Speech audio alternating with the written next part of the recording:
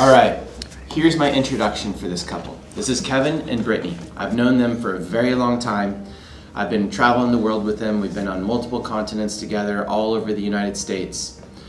This is a video series I'm doing where I'm talking to people I know that have been extremely successful in car culture. They have been all through car culture, done the hardest off-road race in the world, except Dakar, like trophy trucks things. But King of the Hammers is very hard. Hardest single day off-road race. You've done drifting all over the planet. You know tons of international drifters. You've been drifting over in Europe with Osbo. You've been drifting with Chelsea and all kinds of people in Japan. You know all these people in a first-person name. You work with Von Gunn Jr. on stuff and like Lauren Healy. People at the upper echelons of racing. You work with companies where you're at their booths at SEMA. You work with Bill Stein, is that how I say it? Mm-hmm. Yeah, Bill Stein, like one of the best shock makers in the world. You work probably almost directly with Ford on stuff or Jeep or you know the engineers and stuff, and you're on a first name basis with these people, I'm guessing. You work with tons of interesting companies, wheel companies. Your tire sponsors is Nitto, so right? Nitto still? Yeah, you've got an actual tire sponsor you work with. You've done tons of amazing things, including professional racing, where you have your own racing suits that are custom built by a company, a marketing company that actually designs them, and your helmet with your livery on the vehicle, and then like executes it all and does it professionally. It's not like homegrown racing, correct? Pretty crazy when you say all that. I'm like, holy shit, we have done all that. And I've known you since before, like you worked at a dealership and Kevin was doing insurance stuff. I knew you through all of this stuff and I've watched your journey. I've done the same thing with Taylor Ray. I've done the same thing with Chelsea. I've done that with a ton of people.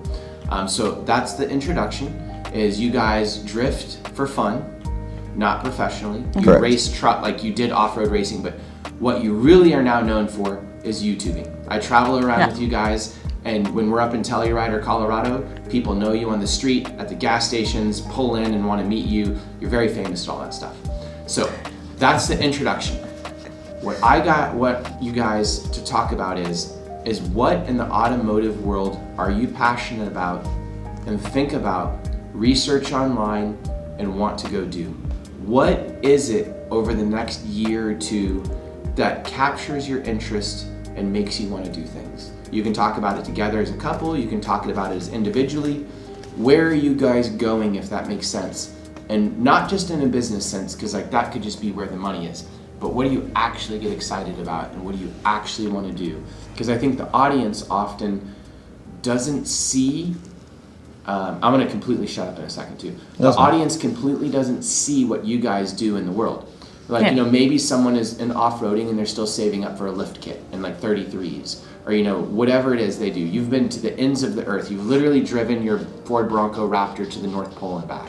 You know what I mean? Like you've done hardcore trails everywhere. You've done all this stuff. Yeah. So you've been drifting in Japan. You've been drifting in Europe. You've been drifting in the United States. You've been drifting everywhere. What gets you guys excited? So, that's the intro. You go. So I'm curious what your answer is actually. I'm just excited about everything, honestly. I think the biggest thing is that we don't really ever say no or turn down an opportunity. No matter how far-fetched or how much outlandish it might be. We're like, I don't know if we can do that. We kind of just do it. Mm-hmm. And 9 times out of 10, it turns out to be something awesome, which leads to more stuff. But we actually love the international stuff because we're meeting new people. So we're going to go to Australia. That was my answer. So we're going to go to Australia. Our goal is to go to Australia and do a whole thing in Australia and be taken in the outback and go do. Australia's really well known for their off-roading and their overlanding and stuff like that. And it's the favorite thing we've always done, whether it's with drifting or off-roading or just in general, is traveling and seeing car cultures in other countries. And it's all very different. Everyone has you're all sharing the same passion for the automotive industry, whether it's racing or off-roading or anything like that, but also learning the different laws and the different regulations that people have to work around when it comes to modifying their vehicle, being allowed legally to go off-road, or if they can or they can't and stuff like that. And it's always cool to just see the hoops that other countries have to kind of jump through compared to here in the U.S. I feel like a lot of people don't realize how lucky we are. Tire size is a big thing in Australia. Most other countries, and off-roading, many other countries, they only allow you to go up like one tire size from what the vehicle came with. Or here you can run 42-inch mud grapplers on the highway if you can handle the noise and you don't care about it, you know? Yeah. So really, Australia, New Zealand, and now that and the Drift Week's awesome for that. Every time we come on a Drift Week, we meet people from across the world. So now we're going to Ireland, and we're going to go to the Drift Championship out in Ireland because we've never been there. And because there's Irish people here on Drift Week. Yeah, and that's honestly, that's how we ended up hanging out with Osbo in Norway and Sweden. Was literally we met him. Took us to Japan. in Japan at a Drift Matsuri, and just happened to have lunch across the table from him. And towards the end of the lunch, he basically was like, "Oh, you should come out." And we're like, "Don't invite us unless you're seriously, because we will show up on your doorstep." That's the first time we had actually met him. Yeah. And he was like, "Oh, you should come out." And I'm like, "Okay, when?" Because Matsuri's November? Yeah. So he was like, "Oh, February would be a good time because there's Rally Sweden and we can go ice drifting or whatever." And I'm like, "I'll buy a plane ticket right now." He goes, "Do it." I'm like, "I'm buying a plane ticket right now." Before the end of the lunch, we bought tickets to go to Norway for this trip. But that's what he was kind of saying is like, we don't really say no to opportunities very often. And what we've learned is by doing like all of these things and like just agreeing to go on all these adventures, it usually almost always ends up that more doors end up opening along the way. Yeah, and it's not this isn't like, oh, they have the money for it. We literally looked, and because it's February in Norway, which is cold as heck, it was only like it's like $600 $600 round trip. So that's not like that was outlandish. And then when we got there, we literally just took backpacks. We stayed in an Airbnb that had 3 bedrooms and an apartment. So we shared an Airbnb with 2 random strangers. It's like $40 a night. And it was only something. $40 a night. So like this isn't like we're going and we're like balling out of control. Like we still hadn't like YouTube had barely even started then, and we had no money and we were barely getting by. So and then that leads to other people that we met and leads to more things. So that's kind of what we do. We're just automotive enthusiasts, and we like everything from off-road to racing to drifting, and we just continue to not say no and just find a way to make it happen. I was talking with Chelsea and about kind of the subject and Taylor Ray, and Chelsea was very object-oriented as well as myself when we chatted about it. Like what? We were talking about like I had specific goals of like a certain weight car with a certain amount of grip, with a certain amount of like low consumables, so I could accomplish something I wanted. Taylor Ray was talking about doing a specific activity, which was like this no prep racing thing. But you guys have the best answer so far, which is an experiential answer. I would say it's 100% an experience for me. Yeah, you didn't care. No, keep No, talking. I want to hear what you're saying. You guys had the idea of creating an experience which you could do and then leave, and you don't have an object left. Yeah. You just have a memory and more knowledge going forward. So you form your world opinion and what you value and everything off of that. So I love that. Yeah. So keep going. What Yeah. else? Well, it's basically, it's for me, life is kind of just like a giant bucket list, but it's a bucket list of things I haven't really thought about, because by doing, like meeting all these people and doing all these things, opportunities that you never could have even dreamed of kind of just slowly pop up. Like, we've flown in, like in Texas, we met one guy randomly at an off-road event and just happened to talk to him, and he invited us to Texas where he owns a ranch where we could get in helicopters and like go through like a shooting range obstacle course thing. Like that's a crazy thing, but we were like, okay, and right then and there planned a time, put it in our schedule, and did it. Like when people like offer opportunities or experiences, especially if they involve like traveling the world, we do our best to always say yes, or okay, do whatever we have to like make it happen, kind of a thing. And it's rad, and people, because at this point it's been so many years now, you're like more and more trusted. So when we go to Australia, we have people like, oh, we'll give you this Jeep, or we'll give you a Land Cruiser or a Land Rover. Like we'll give you something to drive, and you can follow us, and we'll go take a week in the outback. Something that we wanted to do that you did was go to Africa and do a safari. And we kind of wanted to do it, and then after you go went, do that together in a couple years. Wait, that was like 1000%. Again, My kid though, which might be difficult, but Yeah, you're like. I mean. Well, no, she's a good It's kid. fine. Though, Your kid's a good kid. Yeah. Now. But like we don't know in a couple of years. But like Africa's a country I haven't been to. Yeah. Absolutely want to go to. Like. One interesting thing is you guys are constantly around people at the upper echelons of what you do. Like say Drift Week. Most of the people on Drift Week, either they're incredibly passionate about what they do, they have a business which allows them to do something like Drift Week and they don't have to be quite as passionate. Like Chelsea does Drift Week because he has the opportunity, he's incredibly passionate. Devin Larson, who is here, he doesn't like make a lot of money, but he's very good at fabricating and can fabricate a car and like come on the trip and do his thing. Yeah. You meet some people that are incredibly wealthy or like incredibly good and professional in some way, or incredibly great talented fabricator, or incredibly great at putting people together and networking. You know, like they all have, or they're YouTubers or whatever each person is. They have to be good at something to be on Drift Week. Most of the people on Drift Week aren't just like some mediocre dude that sits in his basement and like posts on the internet and doesn't do anything at all with his life. Right. So I was gonna say you're constantly meeting people at these events that you're doing that are not normal events. And like say if you're at King of the Hammers and you're racing, you're meeting a lot of really interesting people. If you're at Drift Week, you're meeting a lot of really interesting people. If you're at a booth in SEMA and you're working, you're meeting a lot of interesting people that are walking up and talking to you because you're immediately like validated as someone important being at something like that. And then your YouTube channel elevates you to another level where everybody feels comfortable speaking to you because they've been watching you for years going on adventures and they feel like you're their friends, you know what I mean? Oh Right. yeah, 100%. So I was gonna say, it's not everybody has the opportunities to chat with Osbo and he's just like, come to my house and come racing and like use my bathroom, you know, and everything else. You don't want just randoms in your life like that. So you guys put yourself in that position. Yeah. That was an out loud idea for a minute, talking about how to put yourself in the position to have opportunities fall in your lap. Well, Right. it's one thing. So we did make a point too when the YouTube channel like first started. We still make a point where we go to these events and we do like meet and greets, and we don't ever charge for anything, like, but we Like the stickers are free. make ourselves as available as possible for people to physically come up to us in person and say hi and like chat with us on like just a genuine down to earth kind of level. And not a lot of, I mean, I say not a lot, there's plenty of off-roaders, but also YouTubers that don't do that, where they're very, you know, just to themselves. They don't do meet and greets, you know, and they prefer it that way. But I like meeting people because it eventually leads to new opportunities and, you know. I mean, we just went to Dubai. We got invited to Dubai. We went for 3 weeks.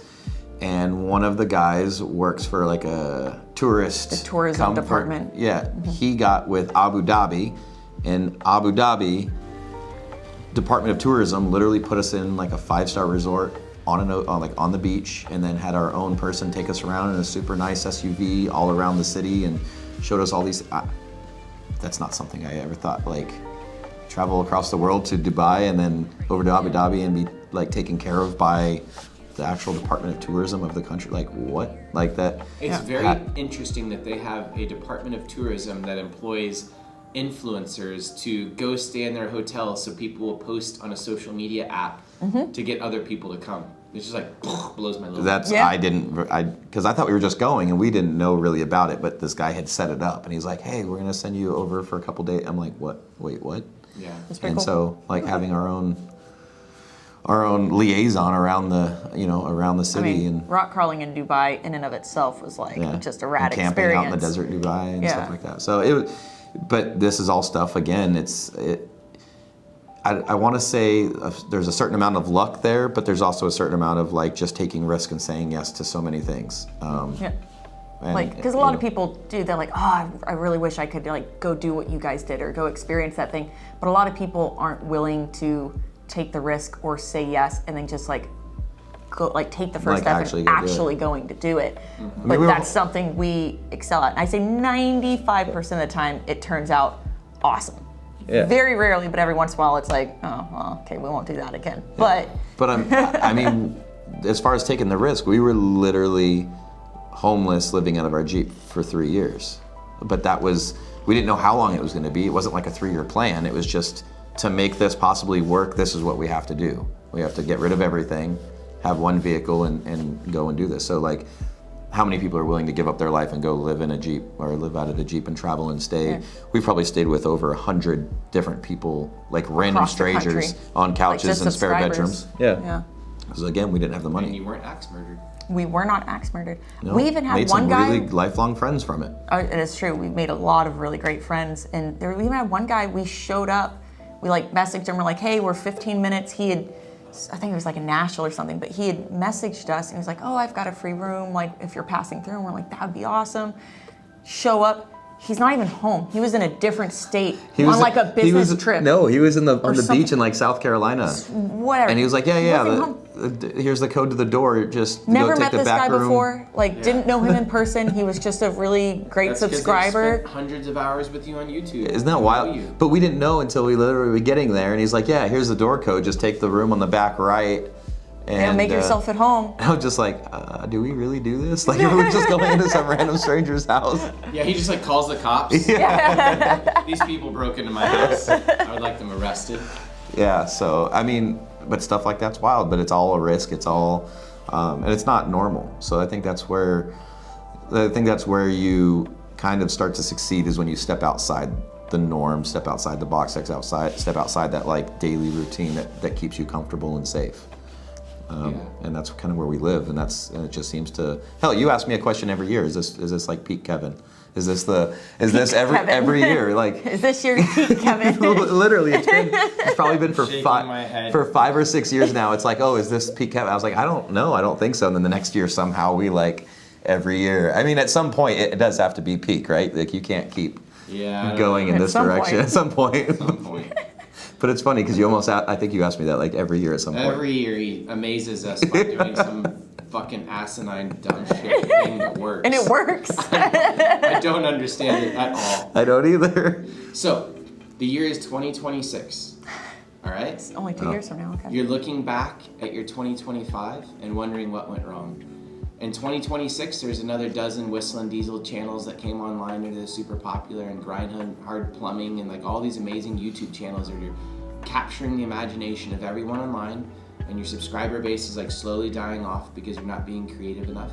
What would you go back and tell yourself in 2025 to do to remain relevant on YouTube and your social media stuff, and to like be happy and do a good job? Because there's always the possibility. I'm interrupting. You're good. There's always the possibility. I'm giving you more time to think. I'm thinking. Yeah. There's always the possibility of losing the interest of your audience slowly. Doesn't even need to be something they get mad at you for. They just slowly lose interest because there's so many people coming onto the platform as creators, but there is not an infinite supply of new people to watch, which is a very dangerous thing, I think.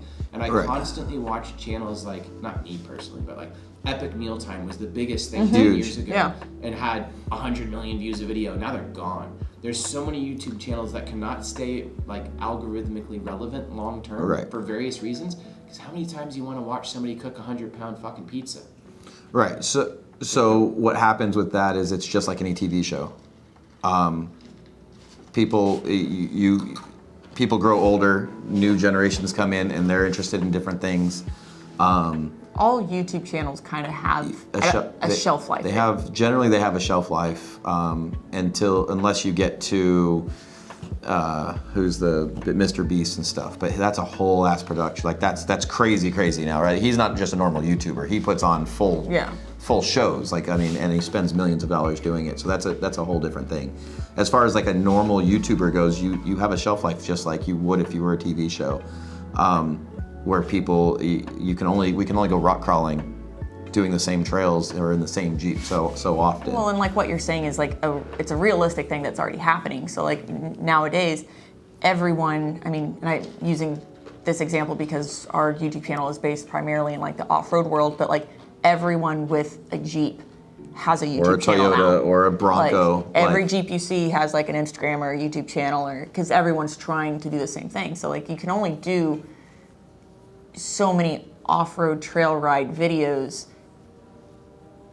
and compete with everyone else doing the same exact thing. How many times can you build a Jeep or a Bronco, right? You can only like how many, so it gets that way. I think what we do is we generally we started showing more of our life and the passion we have for things. And I think if you stay true to that it helps out a lot more. So even if the drifting won't get as many views, but I still think it still keeps more people captivated or brings in some new people. Even if the drift side isn't what we're known for, it still adds to it. Or our trips overseas, people really love that, and I think it makes them feel even more connected to us. Like we did a Thailand video or Hawaii video. That's not our wheelhouse either. I think we did something weird where we sort of shot ourselves in the foot, but at the same time, like it worked for us in the sense that our channel, I don't think, grew as well or as quickly as it may have otherwise could have if we had stuck to what our algorithm preferred throughout the last several years of our YouTube channel, where it was like it primarily liked just the off-road, the Jeep-based, content, but we kind of just didn't do that. Like, yeah, we still primarily did off-road stuff, but like when Drift Week came up, we went drifting. I filmed Drift Week videos. Like I have several videos on our YouTube channel where they're just travel videos, like when we went to Hawaii, or I've got videos on in Thailand that have nothing to do, some of them have nothing to do with cars at all. But as we grew our channel, we kind of just primarily did the channel's more about Kevin and Brittany, like us, and not so much just about off-roading. Like our life is primarily off-road, but we do all these other cool things. Yeah. And I feel like most of our viewers, it shifted from like, oh, I wonder what trail they're doing today to, oh, what are Kevin and Brittany up to today? Mm-hmm. Whether it was off-road based or not. And I think in general that kind of helped us in the sense that people aren't always expecting us to stick to just one thing. Well, so here's a good example. So there's a couple other off-road YouTubers as well, who they stuck to just that. And they stuck to just mostly Jeeps and kind of stayed in that. And they grew, they have more subscribers than we do, but they hardly ever got more views than we did. And now that we're, like they've been doing it maybe a year or so longer than us, so that's pretty even. They have maybe twice as many subscribers as we have, but they're now not even getting as many views as we have, or about the same. Or about the same. So if they have double, we're at 320,000, whatever, 20,000, I don't know. And they're at 600 and say 50,000. You would think that since they stuck to what they knew, since they stuck to it, that they should be getting more, and they generally aren't. Yeah. And that's very interesting. What do you guys get for views? Usually I'd say a good over 100,000 is good. Yeah. But I'd say on most average, are 70 maybe to 80,000 average, and then if we get back to the wheelhouse or something new and interesting comes out, it'll be 150, 180,000. So it's you know how YouTube is. It can be like a Drift Week video might be 30, 40,000, and then our normal stuff is usually 70, 80,000, and then if a new vehicle drops and we cover a new off-road vehicle, it'll be double. But our focus is never, which again, I don't know if it probably hurt us and helped us maybe in a sense, but I think it kept more people true. So we're not, the numbers aren't as big, but we're more consistent. Like you just see ours, and it just kind of has always been, there's not like this big drop, big peak and then drop, which is what happens with people who want to do the viral stuff. When all they do is go after viral, they just have these big influx of people, and then crap views. Exactly what y'all are doing on your reels and stuff, your stories? That's different. Oh, okay. Yeah. So that's. Yes, but the algorithm treats those things differently, if that makes sense. Okay. Well, so we really started doing those primarily for the sake of Instagram and Facebook, not so much for YouTube. But Instagram and Facebook are platforms we've never really focused on or made money on or even worked on. And up to a few months ago, we never did anything, but we started recently doing short form content because all of the platforms are suddenly pushing that. And it's kind of like anytime you own a business, if you don't change with the times and find out new ways to market yourself and stuff, it's one of those ways you can really go stagnant and just completely fall off the map. Our subscribers on YouTube weren't really going up anymore, but our views were kind of staying the same. I mean, it was just kind of incrementally going up, not any kind of leaps and bounds. Then we started doing the short form, and we were picking up thousands of new subs a day. It was pretty interesting. We were stuck at 260, 270, and then we went from 270 to 320 within the last maybe 5 or 6 months. Not even 5. Well, maybe. Off a goofy little 15-second videos. Yeah. And that's fun. And then our other views started going up as well. I think part of that too is because not all of our short form content is necessarily automotive related. Mm-hmm. So it kind of reaches a broader audience. So automotive people, but also married couples or like people that like dogs because we have dogs, and like it's just We're random stuff. We're trying to branch out Yeah. and make it so we can do the Kevin and Brittany show instead of just Jeeping, and it be more applicable to a wider audience of people. How many more years can you do this? I mean, if I'm being realistic, I don't want to do it for many more years. So that was, hold on, so before you get into that, we used to do like 4 videos a week and then 3 videos a week, and then for the past like probably 4 years has been 2 videos a week, every Wednesday, Sunday. And even that, you start to like have to force content because you're Like, posting, you have to film a day, edit a day, post, film a day, edit a day, post. Like it just, when we started doing the short form recently, we were able to get rid of that 2 days a week and go to 1 day, and the short form money makes up for that other video. Because we're posting 1 to 2, one a day? Just posting one Just reel posting a day. one reel a and then day. one, Every day. And then a Every long, day. yeah, and then a long form. But it'll take us but- 1 to 2 hours to film the 10 whole of them. week. Like to film a week's worth of short form content. in Yeah. an hour or two. So we have the whole week done in an hour or two, and then we just have to film 1 video. So like that's really helped out on stress or trying to figure out, or acting like we're forcing content. Because over the course of the week, of course we can come up with 1 video. But 2 becomes very like, what are we doing? How are we gonna just make content? And so we got out of that, why are we just making content to make content? Like let's just make the stuff that people actually enjoy and want to see. Interesting. So you want to quit? Back to that. Yeah. I mean, we've always been that way too, though. Like, being YouTubers was never the plan. It was a complete by accident. It was a complete accident. We didn't mean to become YouTubers. It wasn't like we were filming videos and posting them with the intent of trying to get views. Like, we filmed one, it was the right place, right time with the right vehicle. I filmed a video off-roading a brand new JL right when they came out. We beat the absolute crap out of it. And the only reason I filmed it is to send it to my parents back home because we just moved to Colorado. We had no friends, and they're like, "What are you up to?" Yeah. And it was a We video kinda that just took off. happened to get What a are you crap doing, ton of Steph views. G? Yeah, basically. So, but yeah, I So I it's mean, an accident. We'll just go as long as people are watching and enjoying it, as long as we enjoy it. I mean, I don't know. Sounds like that's past.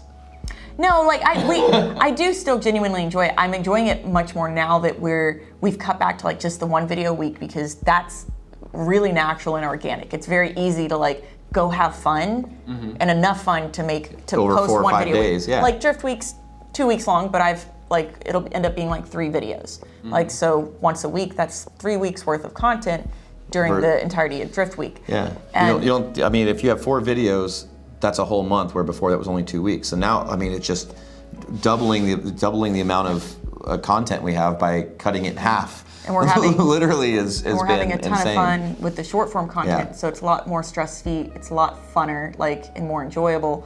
And then sometimes now we go on an adventure, and sometimes I don't even film anymore. I can actually like sit and be present and like really enjoy like my time, which is, instead of like trying to, okay, where do I need to film next, or what do I need to transition, or something What like do that. other people say? How long do they want to do it for?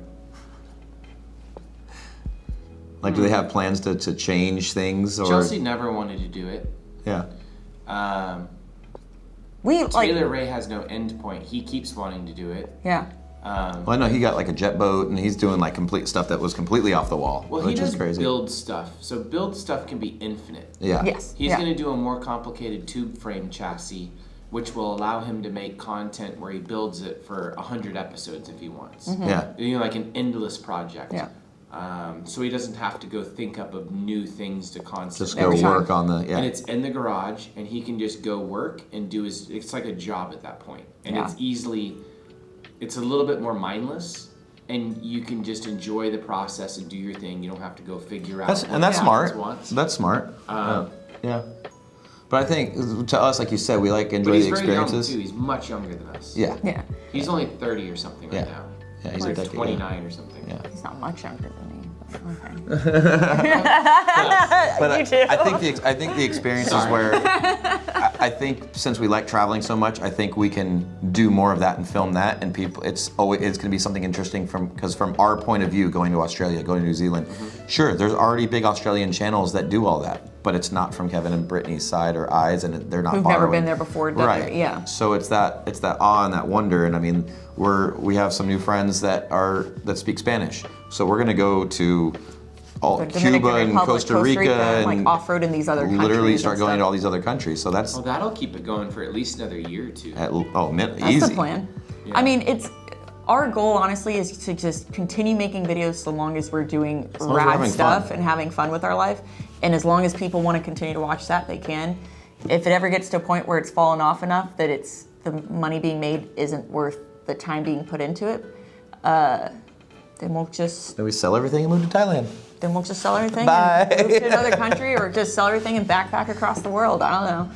But that's I honestly see us kind of shifting gears a little more, like still doing a lot of the United States stuff, but at this point there's so many people in the US doing just the basic off-road content that we used to do every, day.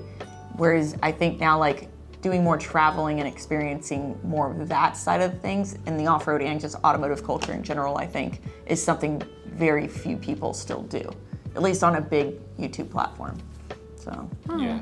because we do like I enjoy YouTubing, I enjoy filming, I enjoy sharing our experiences and stuff like that. Yeah. I mean, But- it's our own documentary for our own lives now. At this Yeah. point, what we're filming It's our isn't photo album. It's our photo album. So, I mean, it's fine for us to keep doing it Yeah. and keep going. I think as long as we're having fun, I think people will continue to watch for quite a while. Cool. I was thinking about all that because I've just noticed a few new YouTube channels in the drifting community. Some have been around a little while, but some are kind of new, and they are killing it. The people in it have a completely different vibe than all the old school people that have been doing it for a while.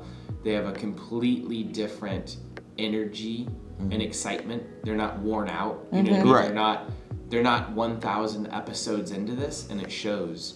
And they come at everything with a completely new perspective, and they're younger. And you can't expect a 16-year-old person to go watch 35-year-olds adventure around the planet. Right. They don't give a crap. Yeah. They're saying skibbity. I think Talk about that. I think No cap, Aaron. No Yeah, cap. I think part of what's helped us to maybe, at least in that sense specifically, is like in the off-road world, like our viewer base has always been like our main demographic and viewers has been like 35 to 55. Like we just have an older demographic in Which general. helps. And the people that can afford $70,000 Jeep. Right. Yeah, who can afford, like off-roading is more expensive than drifting is, by a lot. And I think because of that, like I think we potentially could still have A while. a while left in it. And I know a couple of YouTubers that are another decade older than me, and they're still doing it, and they're still doing okay, and they're doing like overlanding stuff that, So they're 65? bro. Shizzle, wait, no, Shizzle, I don't even know what their words are. Anyway. But I guess, like So it's been a great journey, but I don't think we're not dedicated, like we want YouTube to last for as long as possible. We want it to last for as long as people are interested in watching us. And live I think cool they will lives. be. And we do. Her editing is great. Her videography is great. It's very interesting. I mean, we've already been to Ouray, Colorado many times, and every time we go, she films like this beautiful sort of cinematic stuff, and it gets great views, and people are like, I can't wait to go. People are flying from other countries to come because Yeah, it's it looks so beautiful. That's why and the she does people such a in good the job. gas station in Ouray usually recognize us because they play our videos. They play our videos. at One of the gas stations station. plays our videos on Oh, repeat. that's funny. Yeah. Be like, I need those views, baby. So I mean, I don't think we have an issue like, and I try not to think about it too much. I try not to sit there and like dwell on it because I think to me, as long as we're having fun and enjoying it, and like you Then said, it's these new worth it. drift people are excited. We get worn out on the stuff that's the same trails and the same places because we've been there so many times, and now there's 50 other people or Also doing the 500 same other people trail. doing the Yeah. same trails, doing the same stuff. But if we start going everywhere in South America and Central America and Australia and New Zealand and Which is stuff it we just want to do becomes- anyway. It'll be Yeah. exciting too. I was Yeah. gonna say I've filmed so many times at Ebisu, but I haven't been present there a lot Yeah. because I was filming or thinking about it, or not. I've been taking people with me for so long that win my series and everything. I oftentimes now don't film because there's 10 other YouTubers at the track filming, and I'm like, well, they're doing everything and they're gonna do it better than me, and like I'm not in it right now. Like when I first started going in like 2014 or 12 or whenever I was there, I was genuinely like, you guys gotta see this. Yeah. This is crazy. Yeah. Yeah. Like look at these cars, they're so beat. Tracks. You know, like you're just like, you're mind blown. We're in a zoo. Yeah. I'm feeding a tiger and a bear and You're like, that tiger killed someone last year. It actually did. Oh yeah. Or the lion. But I was gonna say, and now everyone's repeating the same thing, just like in the YouTube space. You're like, guess what? It's Telluride. This is the same road everybody's been driving for 30, 80 years, whatever. Yeah. And now here's the 100th video that's been made on it, and the 10th one by me. I was gonna say, I oftentimes start to get burnt out. And like when I went on the trip with you guys, I guess I've been to Telluride multiple times with you guys. Yeah. I don't even film. You're just like, I'm having a good time. Yeah, I'm I'm just enjoying the gonna enjoy weather. I'm crashing around. It's Yeah. nice. That's why, like, honestly, this drift week has been, I mean, it's been fun every single time. This is our 4th drift week. This is probably one of the funnest ones for me because I told him going into it, I was like, I don't have a specific amount of videos planned to film. Like, I'm just gonna film when I wanna film. When something interesting happens or if I go to ride along, like, I'll film stuff, but otherwise, I'm gonna just enjoy it. If you don't force it, it's fun to film. Yes. Right. But when you 100%. force it, you're just like, I hate filming. Right. Yeah. And I Because think you're that's- running around trying to, like, capture all the stuff. And I think that's what's hard to like say, oh, like how many years or what do you have planned? I think we just keep Keep going. keep- saying we just keep doing saying what yes we're to doing. things and traveling, and it doesn't have to be specific this because Just I do things we genuinely want to do and enjoy. That I we're could like, go man, drive. that would We be could go sick. drive Land Cruisers in Africa for 2 weeks. Yeah. Go drive Land Cruisers around Africa out in Totally the. down. I didn't film my trip there. It was great. I would love to. Well, and I'd have to film that. I want that as a. By that he means I would have to film it. Yes. All right. Well, thank you so much for your time. Thank And you. the immortal words of one of your viewers, you're my very favorite father-daughter YouTube channel. We're married. That's even weirder. Husband, wife. Not related by blood in any way. You guys have been around the world and done so many cool things. I'm so proud to have you as friends Aw. and get to see all the cool adventures you go on and get to see where you're going to be in the next decade. It's mind-blowing if you look back. Like when I just say that, you're like, oh, that's cool, but like it is really crazy. No, when you start saying You start everything, I'm listening, like, we're oh shit. Oh, wow, yeah. You kind of, we've done so much that you kind of just, there's things you forget happened. Yeah. And you're like, oh yeah, we did do that. Yeah, and just dumb shit like Kevin one day is like, I'm gonna buy a King of the Hammers rig, and you're like, Kevin, you're stupid. And then like y'all are driving King of the Hammers Yep. multiple years and have a race team and everything else. I'm like, you guys are so stupid. And then like it just happens, and then you're just like, okay, we're done with that. Yeah, we're we done. did it. Cool. Next thing. Yeah. And just like, so you guys could just decide to be helicopter pilots or I stunt tried. She won't let pilots. me.